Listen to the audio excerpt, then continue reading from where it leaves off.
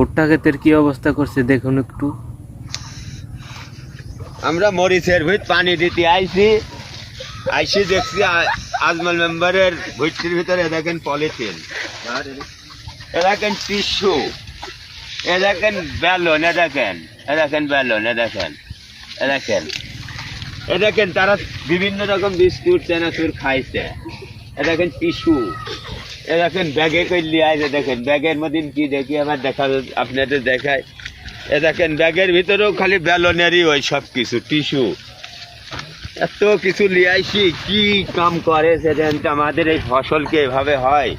দেশের জনগণের কি কোনো বিচার আচার নাই নাকি? দেশের জনগণ এসব করে বেড়াচ্ছে। আমরা এর একটা সঠিক তথ্য বিচার চাই যে এইভাবে ভুট্টি ভেঙে এইভাবে কি কাম করছে ভুট্টির মাঠে। হ্যাঁ